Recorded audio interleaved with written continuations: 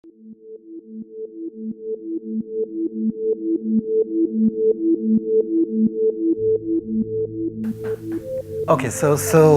yeah, I'm happy to be here, and I'm honored to have been invited.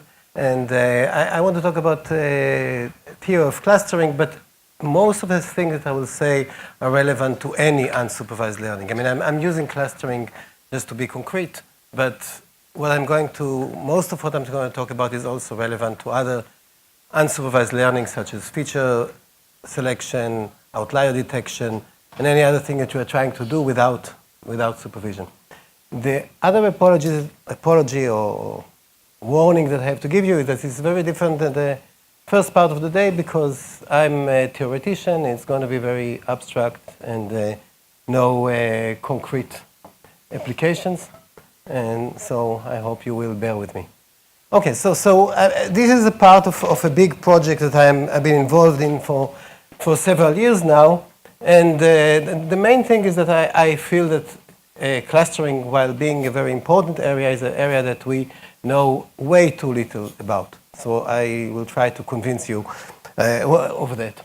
So the way I like to start my talks, both on clustering and machine learning, is by a citation from Herbert Simon. Herbert Simon was an economist, got Nobel Prize, and he said that the purpose of science is to find meaningful simplicity in the midst of disorderly complexity.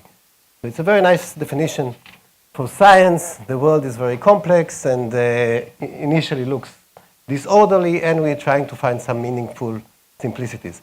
I feel that this is also a very good definition for what we are trying to do with clustering. You get a large and complex data set, and you're trying to find some simplicity which will be meaningful, some order, some patterns that you can make sense of. So that's also could be used as a description of what we are trying to do with clustering. And clustering, as I guess all of you know, is very widely applicable. We use it in social sciences. People talk about community detection on Facebook. People use it in biology to cluster genes or cluster proteins. In astronomy, they cluster stars. In computer science, there are tons of applications in databases, in systems. And many people, many smart people apply clustering to gain some first understanding of your complex data sets. You have a big and complex data set. You're trying to gain some basic understanding, say the map of Facebook, and clustering is one way to simplify or summarize first impressions of your data. The amazing thing is that in spite of those tons of applications, I mean, every year you have hundreds of papers of clustering. What I'm claiming is that there is distressingly little theoretical understanding of clustering. I mean, there are hundreds of papers every year, but we don't really understand the topic. And that's what I'll try to justify this claim in the following slides. So what I mean by understanding, I mean understanding the clustering task.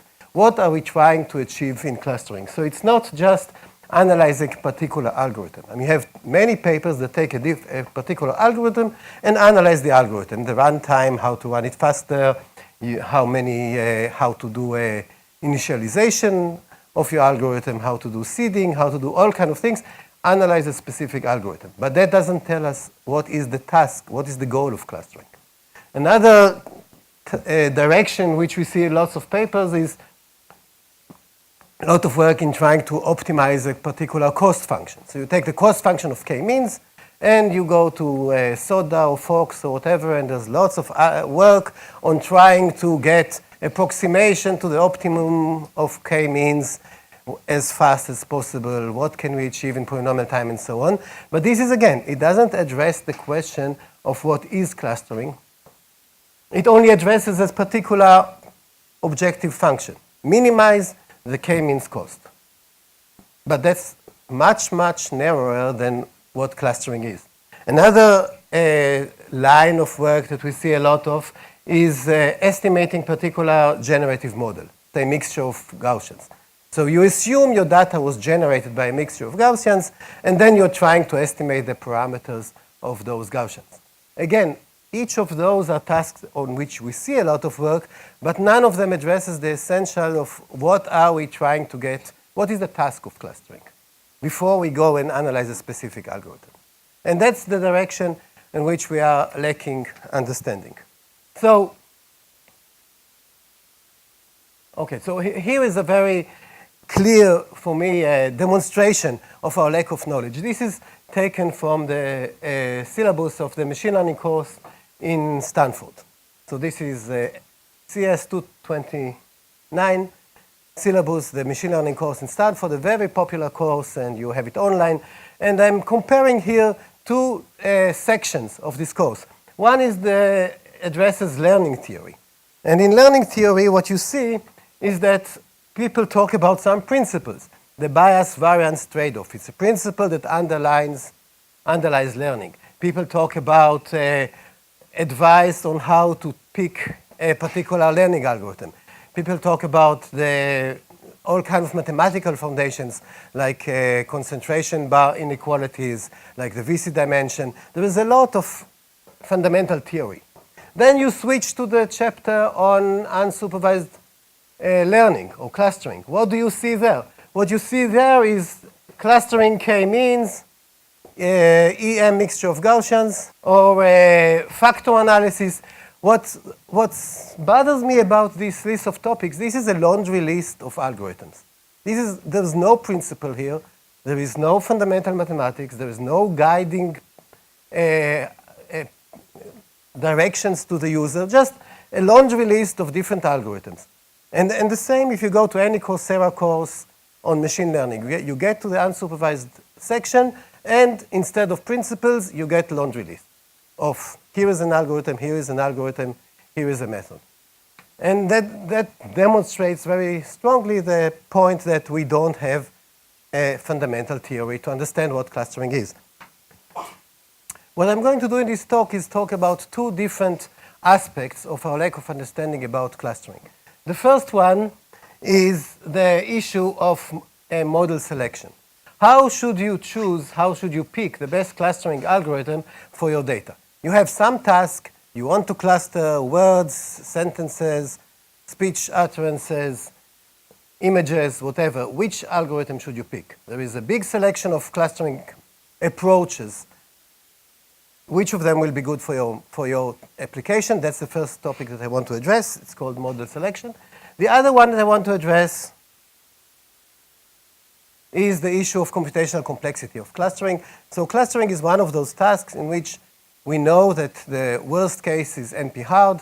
It is potentially infeasible, and what can we do about it to get computationally efficient algorithms that really converge in reasonable time? So let me start with the first of these two topics. So given a clustering task, how should the suitable clustering paradigm be picked? And the motivation is that the user needs to choose a clustering algorithm. You can say this is the same problem with any computational task. I mean, if you have to do sorting, you also have to pick an algorithm for sorting. But there's an essential difference between clustering and other computational tasks, that unlike common computational tasks, different choices of algorithms will lead to very different outcomes. If I have to pick between two algorithms for sorting, it doesn't really matter which one I will pick. Maybe one of them will run a little bit faster than the other. Both of them, at the end, will give you the same outcome.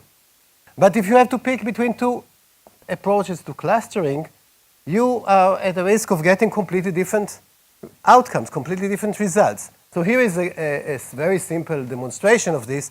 If we look at this black point cloud on the left, and I want to cluster it, if I cluster it with k-means, with two means, what I will get is the partition into red and green that we see in the middle. That's what k-means will give you. If I cluster it with single linkage, I will get the partitioning of the green and red that we see on the right.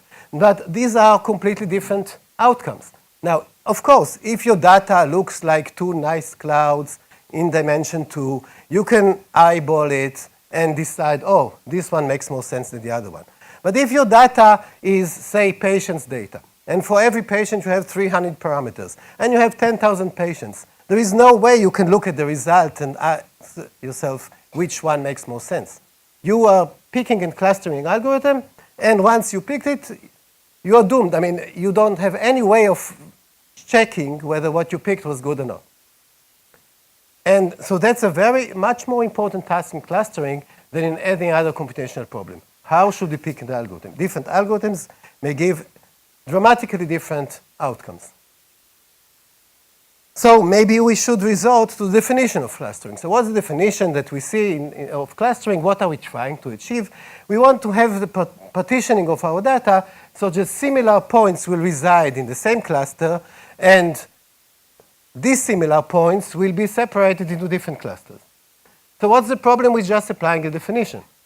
The problem with applying a definition is that these two requirements often cannot be simultaneously met. So I'll give you an example in a second. So this definition doesn't determine how should we balance between these two requirements that can be contradictory. What do I mean by these two requirements can be contradictory? Look at the following very simple example. So let us pick two values. So assume that I get some data and I have the distances, and I pick two values. Alpha will be a very small number, beta will be a very big number, and any 2 points that are less than alpha distant, I will call them close points and want them to be in the same cluster. And any 2 points that are more than beta apart from one another, I will claim that they are distant and I want to separate them into different clustering. So can I guarantee that I will satisfy these requirements, that close points are together and far points are separated when I defined close and far with these parameters? And the answer is, of course, no. And here is a very simple example. So assume that my data is this string of blue points, and alpha is the distance between any two adjacent points, and beta is some very big distance. If I want to make sure that any two close points are together, I'll end up with making all of this line into one cluster, and then I'll have two far points which are together, contradicting my second requirement that far points should be separated. So we see in this very simple example that the basic definition may lead to a contradiction. So it doesn't give us an answer or how to actually cluster. And indeed, there are many more requirements. I mean, in clustering, maybe I care about balance between cluster sizes. Some applications require that the cluster sizes will not be very different from one another. Another one may want to, say, make sure that we are robust to outliers, that outliers don't change my clustering.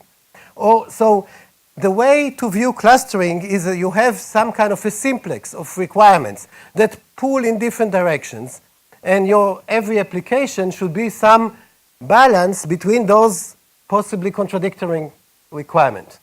And you have to know how to pick the balance, because every direction that you pick will give you potentially a completely different clustering of your data. So this is an important problem. Let me demonstrate how different algorithms really address this tension between different requirements differently. So for example, if we take the single linkage. Single linkage is the simplest clustering algorithm. It's an iterative algorithm in which we first put together the closest points, and then we go in stages, and in each stages we look at which two clusters are the closest and we merge them together. So single linkage focuses on similar points will be in the same cluster, because at every stage, if we still have two similar points that were not in the same cluster, I merge those two clusters. So this is an algorithm that just focuses on one requirement. Similar points should be together. On the other hand, there is another algorithm which is called max linkage, and max linkage merges clusters only if their most furthest points are as close as possible. So max linkage, it doesn't really matter the details, but there's a different algorithm that take the opposite view. And it just tries to make sure that far points will be separated. Both of those algorithms completely ignore the issue of balance between cluster sizes. There are other algorithms that take balance into account. So the first and most common one that takes balance into account is the k-means.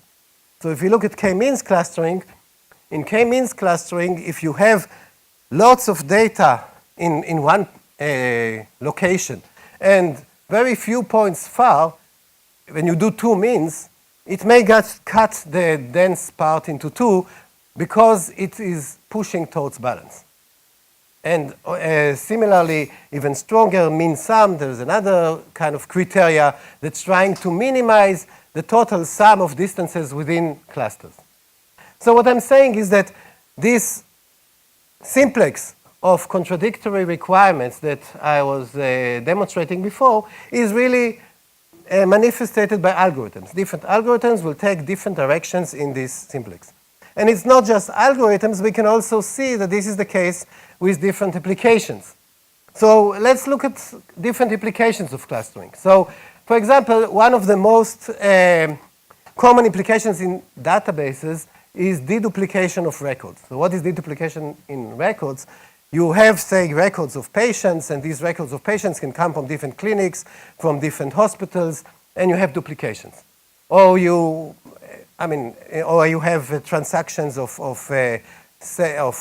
list of items on Amazon, and sometimes you have duplications. It's the same item that appears several times. And this is a real problem in databases, and people are trying to figure out which items should be together. You have very big data sets. People are using clustering. In such an application of clustering, the emphasis should be on separating dissimilar points. I mean, one of the applications of this is, for example, in Canada, they have census of the population. They go for census every year, and they try to have to merge together records of the same person. Right? So the emphasis on such clustering, when I do clustering for deduplication, my most important requirements is that I will not take 2 points, 2 people, two records. One of them is 85-year-old woman, and another one is 16-year-old guy, and claim that they are in the same cluster, they belong to the same person. So here the emphasis is dissimilar points should be separated. On the other hand, say I'm using clustering in order to predict some viral spread. Say viral spread of disease, or viral spread of rumors, or then in that case, I really care about putting together close by points. If 2 people are friends and one of them got a rumor, it's very likely that the other one will also get a rumor, and maybe the rumor spreads and very far people will also be in the same cluster of catching the virus. But that I don't mind. If I cluster for the purpose of predicting viral spread, I don't mind that far points will be merged together. What I really care is not to separate close points. So those 2 requirements are not only abstract, they're really different requirements in different applications of clustering. Here is another example. Say I want to cluster neighborhoods for school districts. And here, and that's also an application, important application of clustering. I have my city. I want to cluster it into school district. But here, another important requirement kicks in, and this is the balance. I don't want to have one school district that will take 10,000 kids and another school district that will have only 10 kids. So the balance between sizes of clustering kicks in. So what I'm saying is those different requirements are both different manifestations of algorithms. Different algorithms will emphasize different requirements, and also it's part of the requirements from your specific clustering application. Another more scientific one, I don't know how many of you do, is binning for locality-sensitive hashing. So if you have a big data set and you want to do some applications like nearest neighbor detection or like ranking, then one way of speeding the run of the program is to first separate the data into bins. And if every bin has similar points together, then when you do nearest neighbor, you don't have to search over the whole data set. It's enough to search inside your bin. So that's an application people really use in many applications of computer science. It's called locality-sensitive hashing. And again, here what's important is not to separate close points, and we don't care so much about having in the same clusters far points, but we do care about balance, because the whole advantage of the binning is that I separate my big data set into small data sets and save running time for n square comparisons to k times n over k squared. I mean, the computation is very simple. Okay, so what I'm saying is that those different requirements call for apply to different applications. The next obvious questions is, how is it being done? How is it being done in practice? So how do people usually pick their clustering algorithm for the data? And I'm talking about very sophisticated users. I'm talking about astronomers. I'm talking about people who are doing biology, bioinformatics. I'm talking about really smart applications. How do they actually pick the clustering algorithm? And this is ridiculous. I mean, this is done completely in ad hoc manner. I don't know how many of you use clustering for the work. I know that you cluster. If I ask someone, how do you pick your clustering algorithm?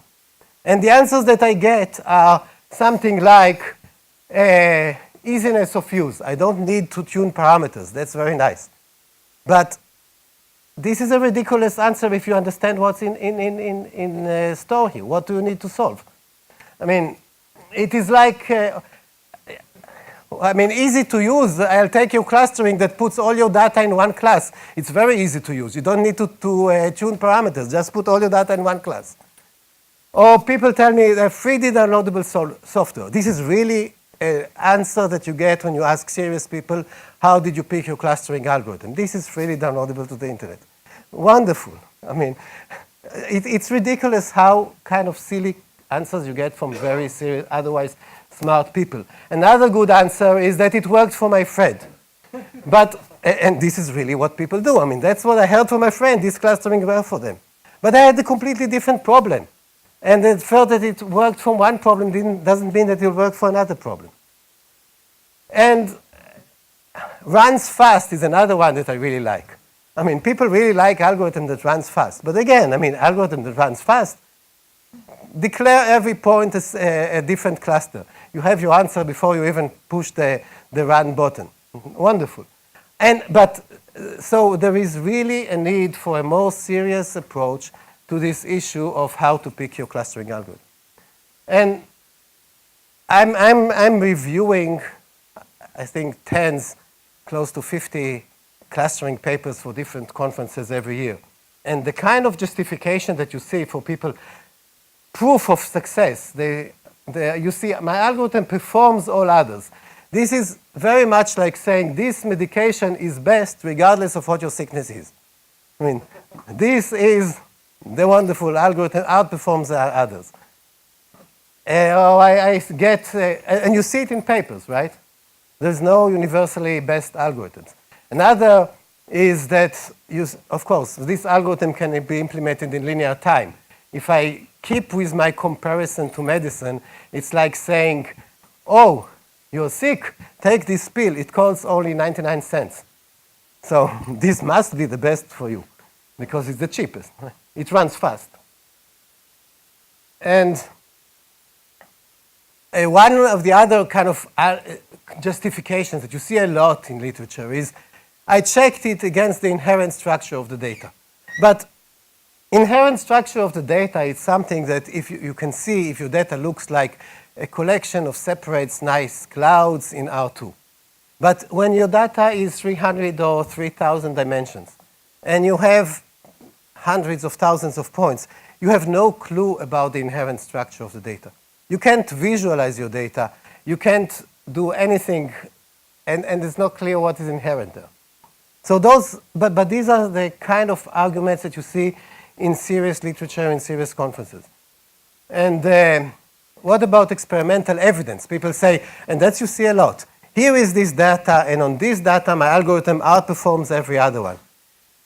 I can challenge you. For every two algorithms that you give me, I can find two data sets on which algorithm A will perform better than algorithm B, and two data sets on which algorithm B will perform better than algorithm A. Because as we saw, it really depends on what you're trying to achieve with your data. So there is the shortcoming here is really what is happening in real serious research. It's not just novices, it's not just people who don't understand. This is really the state of the art of clustering applications.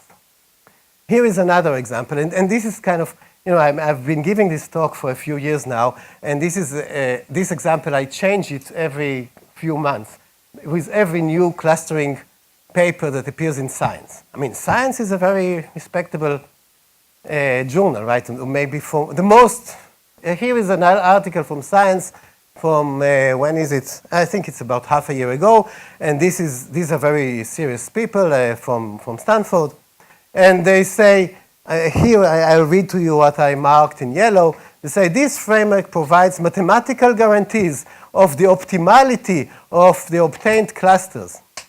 So, serious people claim, here I have mathematical proof of the optimality of my clusters. It's just like telling you, here I have medical proof that this medicine is best for you.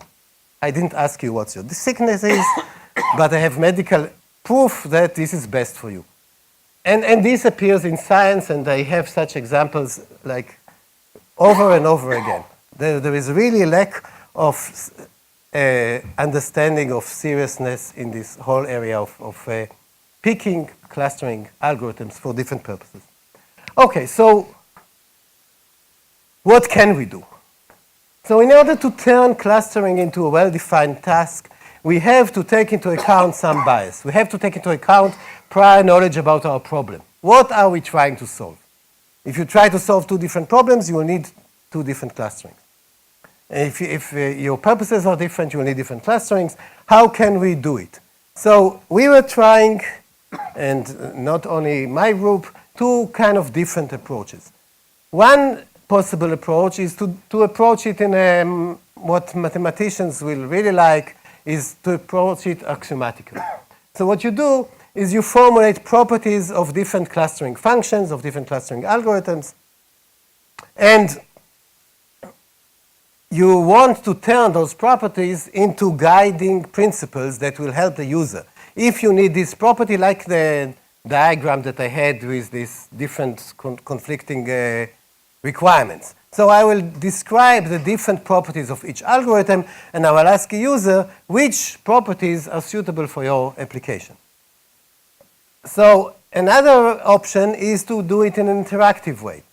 I will give the user some queries or some partial clustering and ask for feedback. And I will adjust my choice of algorithm based on the feedback from the user. Let me talk a little bit about the first approach, and then I'll talk a little bit more about the second approach. So for the first approach, ideally, what we would have liked to have is some table of this kind. A table in which, on one hand, I have a list of different properties of clustering, different potentially desirable properties like scale invariance or richness, that the algorithm can get a lot of clusterings, that if I multiply all my distances by some constant, the clustering will not change, all kind of requirements. And on the other coordinate, I have different clustering algorithms, single linkage, center base, sum of distances, k-means, and so on. And then I can fill in this table and tell for which of those algorithms which properties it satisfies and which properties it fails to satisfy. Then I can go to my user and ask them which properties are important for your application. And once they give me the properties they need for their application, I will search for my table for an algorithm that has pluses for all those requirements. So in theory, this looks like a promising approach. We've spent significant work in trying to come up with reasonable properties and classify different clustering algorithms by these properties.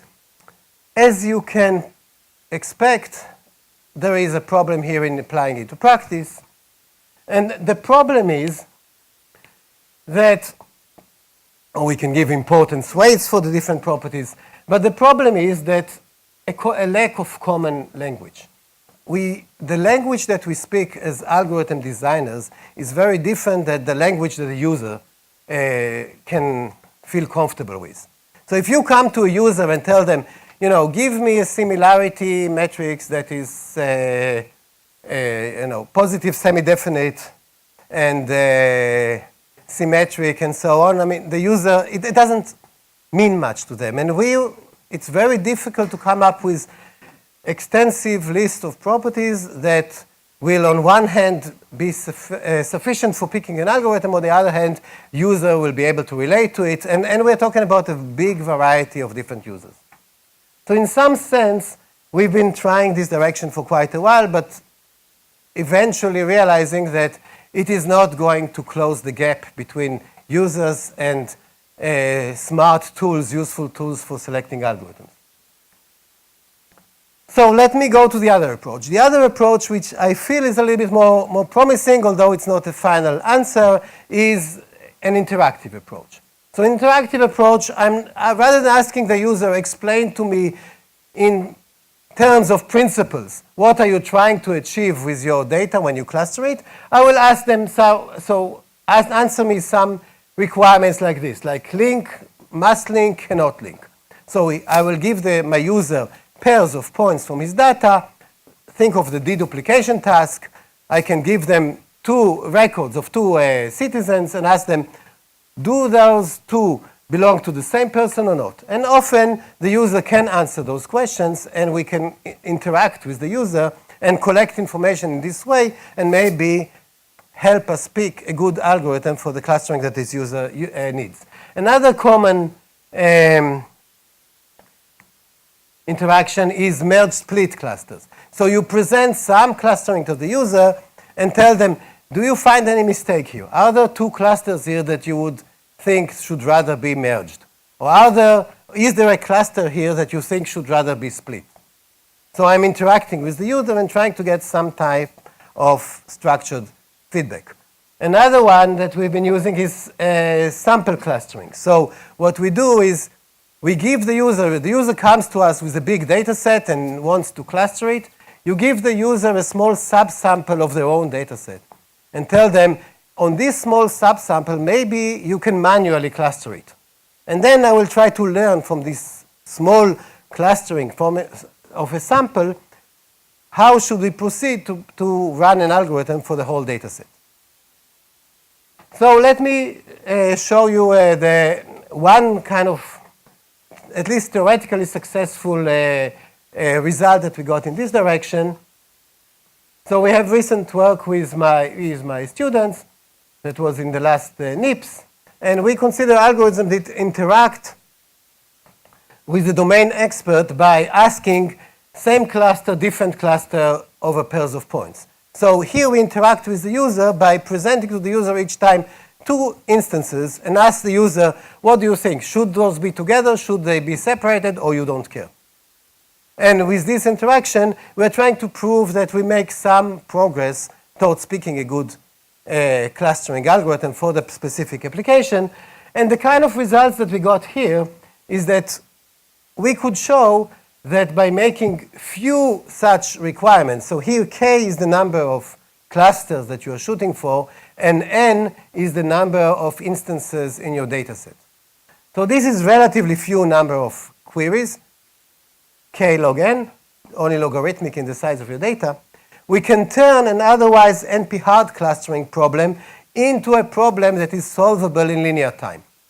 And this really leads me to a second aspect in trying to analyze clustering tasks.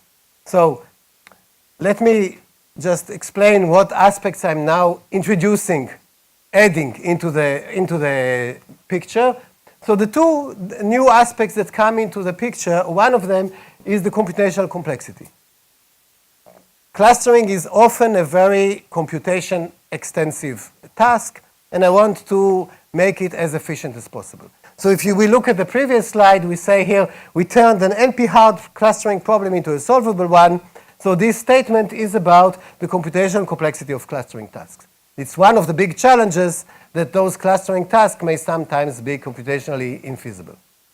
Another component that I introduce is the notion of data niceness. So it could very well be the case that data is very difficult to cluster if the data doesn't have any structure, But if the data has structure, it's easier to find it. So these are the two components that will play a major role in the remaining part of my talk. But let me go back to our algorithm. So what I'm talking about now is this algorithm that interactively asks the user about pairs of points and gets feedback whether these points should be together or separated, or the user doesn't care. Here we could show, we need to make an assumption in order to show success. We need to make an assumption about the niceness of the data. And the assumption that I make here is what I call is margin separable. So here it looks like a strong assumption, but we'll talk about it in a second.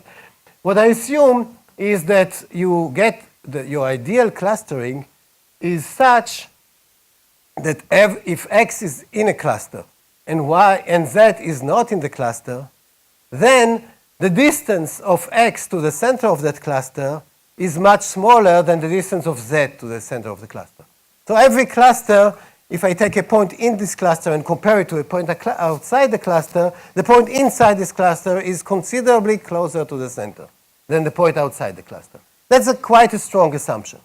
And this assumption is quantified by this parameter gamma. By how much is a point inside the cluster closer to the center than a point outside the cluster. That's some kind of a strong assumption about the niceness of the data, which were called gamma margin. And it turns out that, so we say that the set is gamma margin nice for k-means, say, if an optimal solution for k-means has this property that every point is closer to its own center than every point that doesn't belong to the cluster. And with this, we can get this phase transition phenomena in terms of the computational complexity.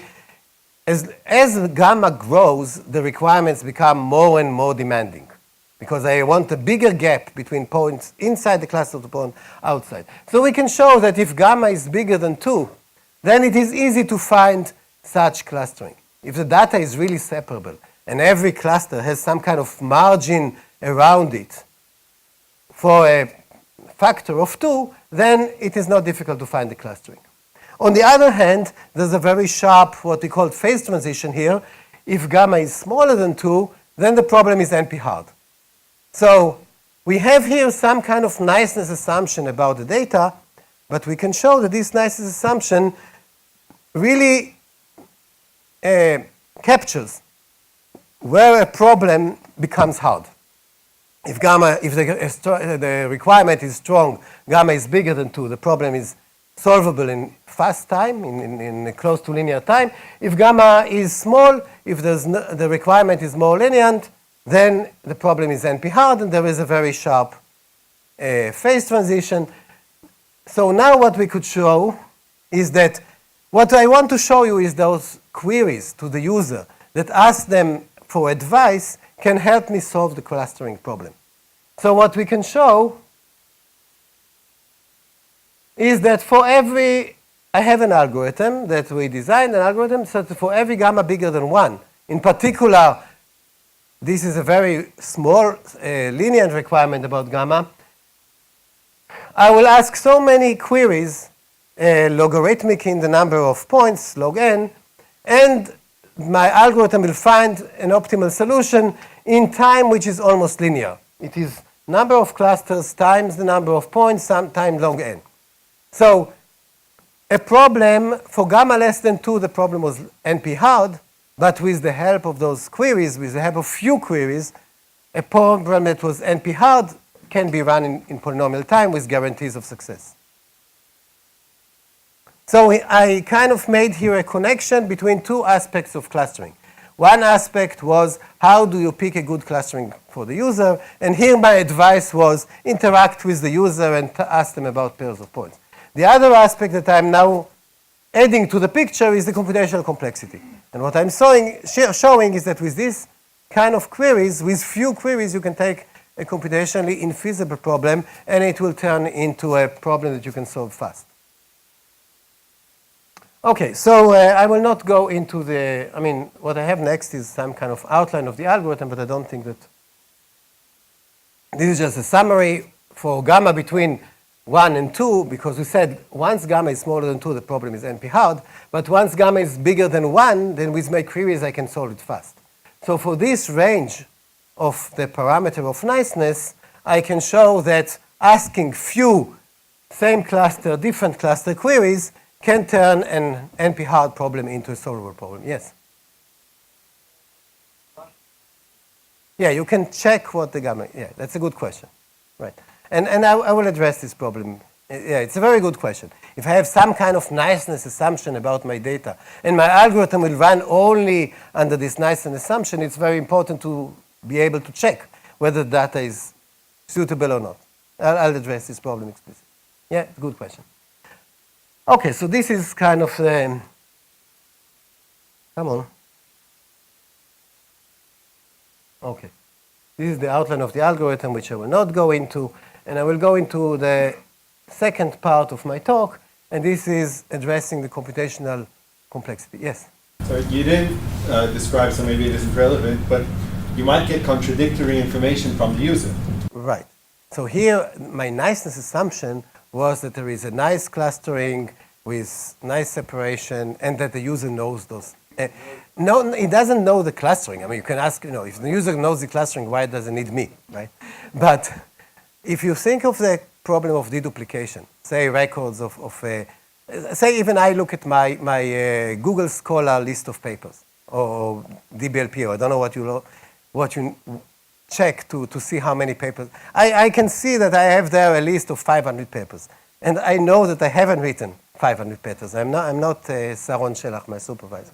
So why is it 500 papers? Because there are lots of duplications. But maybe going over the big data set and finding duplications is very difficult for me. I want an algorithm to do it for me.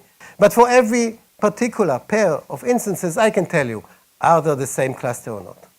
So in some applications, those kind of queries make sense, although the user doesn't want to do it himself. He wants an algorithm to do it for them. Not for all applications. Right. Are there any more questions before I switch to the second part? Yes. The requirement that you had there, your niceness requirement, is a very, very strong one. Right. And many, many practical problems where they're not spheroids are not. Definitely. So can you say something about the... That's what I'm going to talk about now. Yeah. The requirement was very strong, and I only used it in order to demonstrate the gap between the complexity. Although the requirement was strong, for gamma less than 2, it was still NP hard, and I could turn it into a solvable problem. But I'll talk about this, the strengths of requirement in a second. And one more question while we're on it. Aren't you sort of taking a supervised problem and making it into reinforcement learning rather than... It's not reinforcement learning, but I will say I call it semi-supervised clustering. I'm asking for some supervision. What my basic premise is that you need prior domain knowledge. You cannot just, the task of clustering is not well defined without some domain knowledge. The question is, how do we collect this domain knowledge? And I can call it semi-supervision. And I claim the same for feature selection, the same for outlier detection. You cannot do without any domain knowledge. There's kind of basic no free lunch theorem. Isn't that though sort of under the assumption that you're clustering, you're doing unsupervised, but you really believe that someplace there's a true clustering. If you're doing NSA, for instance, that you don't care as long as it reduces your workload. So you don't really think there is a right clustering. So you're making an assumption here of what kind of problem. Okay, in some applications, what he's saying is a very good point, that maybe the user doesn't care which clustering I will give them as long as it saves them work in the future. This may make sense for some applications. So if your clustering is for the purpose of then running nearest neighbor, then it makes sense. But if your clustering is in order to detect duplications in your records, or if the clustering is for the purpose of assigning school districts, you really care if there will be a balance or there will not be a balance, or you really care about what type of clustering will you get. And the problem is that the user doesn't know to communicate what they really care about. So my question, one way of doing it is just write abstract properties, but often they cannot answer it. And the interaction way is a much more practical way of extracting the needed knowledge. I mean, I can give you lots of examples of clustering applications that I've been running through. So for example, a very big company that have lots of tasks. So they want to take all the purchasing tasks and cluster them to assign them to different people. So one will be in charge of purchasing papers and pens and office things. Another person will be in charge of purchasing cars. Another one will be in charge of purchasing hardware for the computers. There's a huge company. They have lots of tasks. They want to cluster the tasks so that the person who is in charge of purchasing something can become an expert in this area and doesn't have to spread over, right? They have tons of items they want to purchase. They want to cluster them. They cannot describe in words what they really want, but they definitely have something in mind, and you can ask them, is purchasing a computer and a car should be the responsibility of the same person or not? And you will get some answers, and then you can run your algorithm for that. But the correct answer could be that I don't care if it's paper or car as long as I'm ordering it from Canada, while right. So the if country, it's a different one, right. I want to order from Europe. I'm not saying that there is a unique answer, but I'm just saying that I need some prior knowledge from the user, and the question is, how do I collect it? Was there another question here? I just wanted to say that it sounds like you're creating a benchmark. You're What do you mean benchmark? this interactivity. You're creating a benchmark. It's not completely defining a solution. It just gives me guidelines towards the direction that my user needs. It's like a development set. When you optimize the development set. I really don't know what a development center is. Like a test. Like a test set. You have a test and you optimize the test. Yeah, but it's okay. I mean, I will not get into which is okay. Yeah, but what I'm saying is I'm asking only for partial information, and partial information is essential for picking an algorithm. Okay? So let me look at this. I mean, now I want to focus on a different aspect, which is the computational complexity of clustering. And the problem is that many clustering tasks are NP-hard, and that was an idea that maybe clustering is hard only when it doesn't matter. And this is part of a much wider issue with computer science theory. So if you look at computer science theory, the theory that we use in order to talk about hard and easy problems is worst-case complexity. Worst-case complexity is by far the most researched, best understood approach to analyzing the difficulty of computational tasks. But the problem with worst-case complexity is that it focuses on hard, possibly rare instances. When I tell you that the problem is NP-hard, it doesn't mean that every instance is going to be hard. It just means that there are somewhere, maybe very sparse, maybe very rare, maybe you'll never run into them, instances that will be difficult for you to solve. So it's a real problem that the theory that we have in computer science focuses on worst-case complexity. It is not always a realistic measure. And we've seen it in different areas. I think the most obvious area that we've seen it is in propositional satisfiability. When I first heard about NP hardness, the pinnacle of hard problems was SAT. I don't know how many of you know that's propositional satisfiability. You take a propositional formula, P and Q implies not P1 or Q2, and you want to know, is it satisfiable or not? That was the first kind of problem that Cook and Levin and Karp showed that it's NP-hard. So if you wanted to show that the problem is hard, you show that you can reduce SAT to your problem. If I solve my problems, I can also solve SAT, therefore it's a hard problem. That was the situation 30 years ago. What is the situation now? Nowadays, we have very efficient SAT solvers. We have SAT solvers that solve instances of hundreds of thousands variables. If you want to show that your problem is easy, you reduce your problem to SAT and feed it to a SAT solver. So the problem that was the measure of hardness becomes a way of showing that your problem is easy. If someone wants to do today model checking, you have a hardware design, you want to know if it satisfies certain properties, you translate it into a SAT problem, you feed it into a SAT solver, and your problem is solved. So something that theoretically is NP-hard, in practice, it's a very easily practically solvable problem. And it demonstrates how off the target is worst case complexity. And the similar with linear programming, and probably you know about it.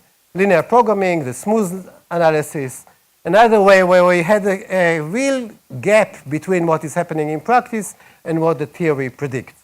Another one is in neural network training.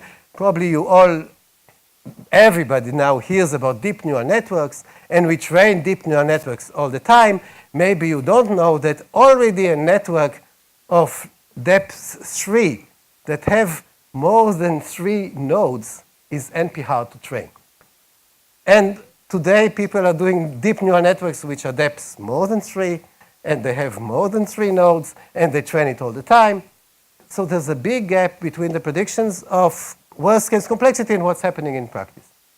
And this is a big question, and I want to address it in the limited, more concrete aspect of clustering, and I would focus on a little bit on k-means clustering. So k-means clustering is you're trying to find k-centers such that the sum of square distances to the centers is as small as possible. This problem is known to be NP-hard, yet we solve it in practice, and we are trying to figure out what theory could substitute the worst case to give us something more realistic to work with. So we are trying, so this is the most common objective, and it's hard. The approach is what I showed you on the slide 2 slides ago. Maybe when data is clusterable, it is not as hard. Maybe if we restrict our attention to data for which we care about the clusters, the problem will no longer be NP-hard. Because the NP-hardness is worst case over all possible data sets. But maybe the data we care about will be easy. And that will explain why our algorithms run efficiently in practice.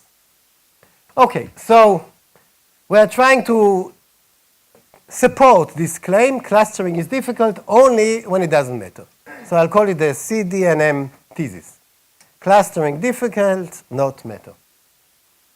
And the question is, can we really support this claim? Where are we? What is our knowledge right now? So what I want to show is, first I will ask for requirements. What should be a requirement for a notion of clusterability, for a notion of niceness that will support this claim that data we care about is not difficult? So I want to define what is the data that I care about. What is the niceness requirement? And then I will introduce some clusterability notions. This direction has been researched in the past 5 years, and several notions of clusterability or nice data have been proposed. So I will just outline some of them, and then I will examine how well those notions meet the requirements. Are we doing well in trying to support this claim that tasks are hard only when we don't care about them? And we'll have some conclusions. Okay, so I start with requirements. So what I want, let me again clarify what I want. I want to ask, what are the requirements for a notion of niceness that will support this claim that nice data is not as difficult? So the first requirement that we care about is it should be reasonable to assume that most of the inputs that you see in practice meets the clusterability assumption, meet the niceness assumption. We want to say the things that you encounter in practice are not as hard as worst case. So I want a definition of niceness that will meet things that it's reasonable to expect that you see them in practice. Of course, I cannot guarantee that you will not encounter some hard problem that is not captured by your definition of niceness. I mean, I want to capture what's happening in reality, but I don't have a definition that can guarantee that in reality you will not find an outlier to this requirement. But we can test it, for example, on common generative models, and it is useful in order to show you that some requirements are unrealistic. Okay, the second requirement is I want that for this notion of niceness, we will be able to show that once the data satisfies such a notion, we have efficient algorithms. So that was like what I demonstrated with my result in the previous part. If you satisfy this gamma margin requirement, it's a very strong requirement, then I have a feasible solution polynomial time algorithm for you. So that's the second requirement. There could be other requirements as well.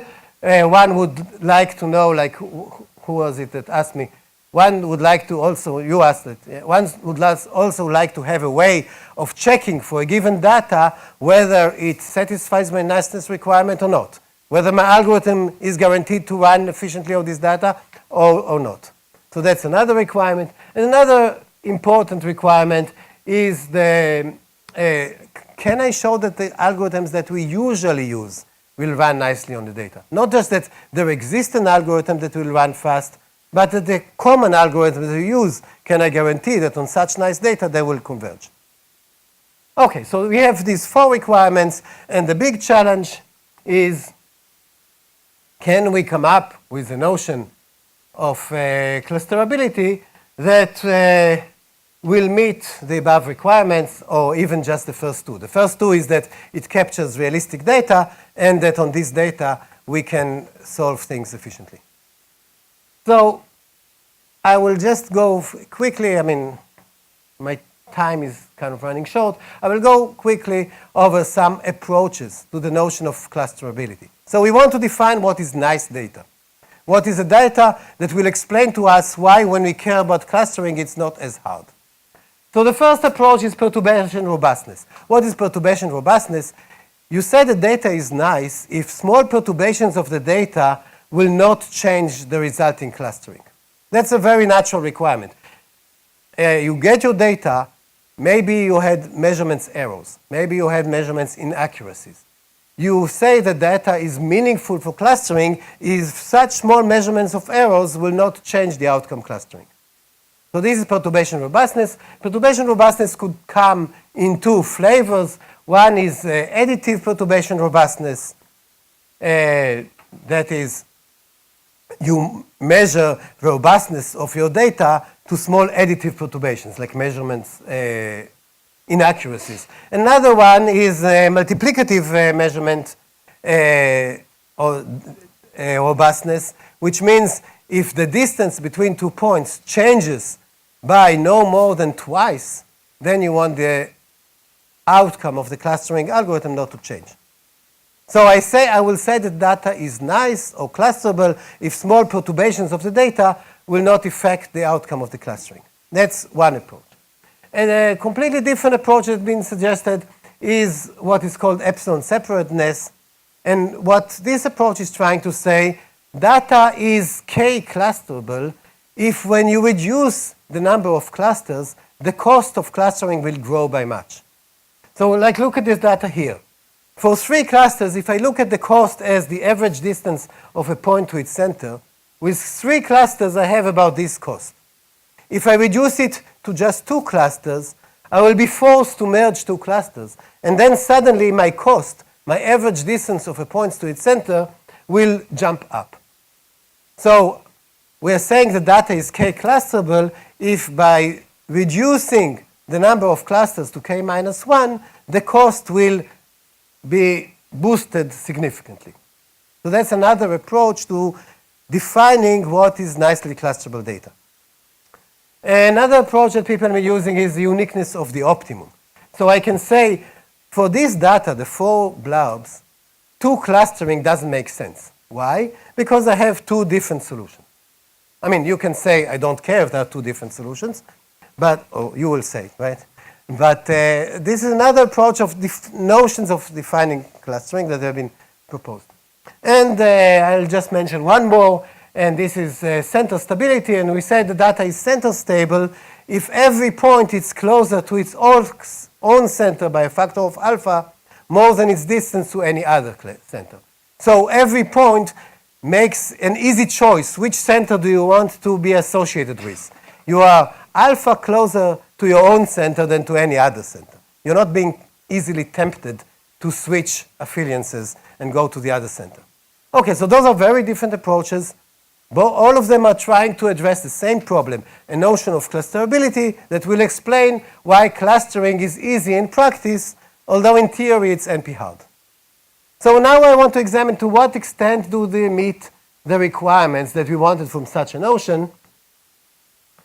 So all of them imply the existence of an efficient clustering algorithm. So under each of those requirements, we can show that there exists an efficient clustering algorithm, and that's what we expect, because otherwise, how would people publish these papers? I mean, what they show in the paper is under this assumption, here is an efficient algorithm, and that's a classic computer science theory paper. So, but you can ask, do they, I cannot verify those algorithms, so it doesn't satisfy this requirement. Only one of them applies to a common algorithm, but the big problem is that all of them, except one, which is weaker, seem to fail the requirements of being realistic. So I'm claiming all the proposals of data which is clusterable fail to meet realistic requirements. They are not realistic. So how can I show you that something is not realistic? I mean, how do I know what data looks like in practice? So we can just examine those requirements and see when does the efficiency kicks in. So here is an example.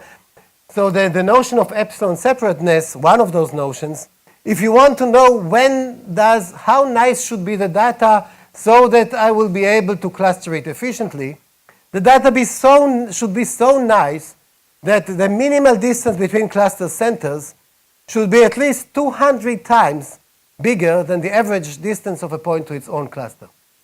So this is a notion of niceness that makes clustering easy, but when does it make clustering easy? It makes clustering easy only if your data is such that different cluster centers are at least 200 times further from each other than a point to its own cluster. And that's, I think we all agree, it's not a realistic requirement, that you have data such that the different clusters are 200 times further from each other than a point to its own cluster. Yes? If we increase the dimensionality of the data, what does it do to the distance between... Right, so this is regardless of dimensionality. This is in an abstract metric space. But still, here you will have, this requirement will be very separated, clearly separated clusters. That every point is 200 times closer to its own center than the distance between centers. But if I increase the dimensionality, doesn't it mean that I increase the distance from the centers? You increase both the distance of points from the centers and the distance between centers, but you don't change this ratio dramatically. So here is another example. The uniqueness of optimum, another requirements, requires that kicks in when you have 20 times the distance between points to the center to get the distance between a point to any other center. Now, I don't know how many of you are keeping track of what I still care about what I'm saying, but there's a very natural question that comes into play here. I mean, what I'm saying here is failure of the results that people have in their papers, but you can ask, is this just failure of our proof techniques, or it's really failure of these notions? Is it just that maybe those algorithms are efficient for much less restrictions, but we just couldn't prove it?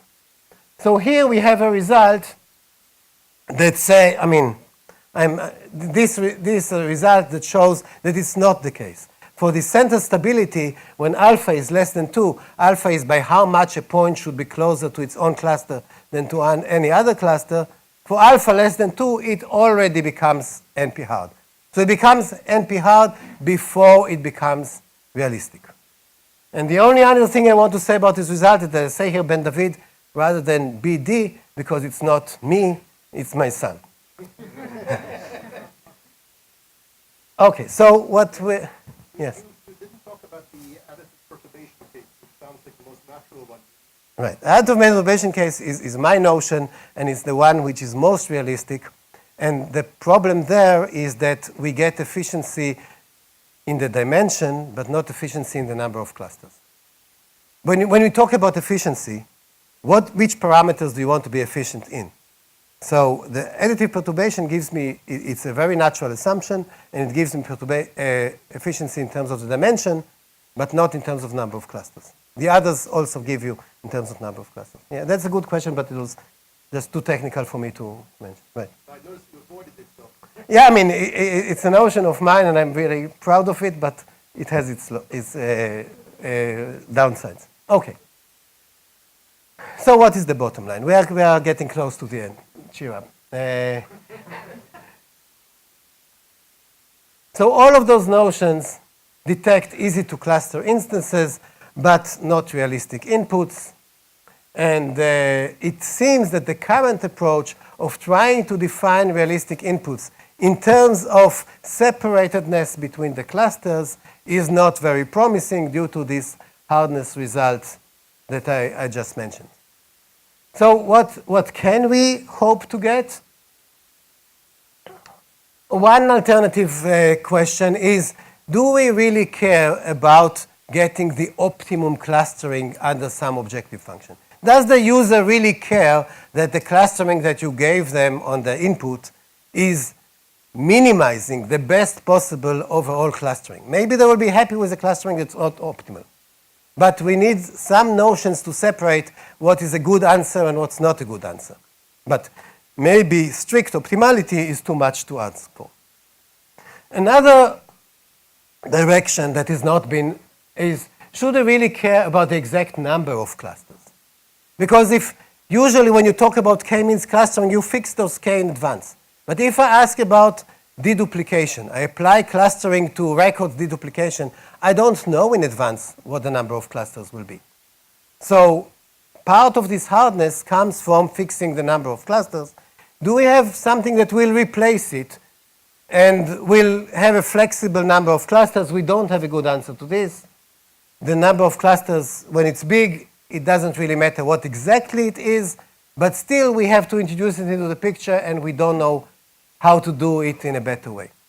So my conclusion, my bottom line is that clustering is a very important task, and we know very little about it, and it's a great area for research for PhD students. I mean, you know, when I was a mathematician, I was studying mathematics, they kept saying, you know, all the easy problems, all the important problems, if they are easy, they've been already solved. If a problem is not solved yet, either nobody cares about it or it's too hard. Here you have a problem that really matters, and not many people looked at it. So I encourage it I advocate it as a research direction. Okay, so other open problems, can similar approaches apply to worst case of other problems, of satisfiability, for example? We don't know much about it. Can these approaches lead to new algorithms that will be practical? We also don't know much about it. So I think that's all I wanted to say. It doesn't click. Okay, thank you very much.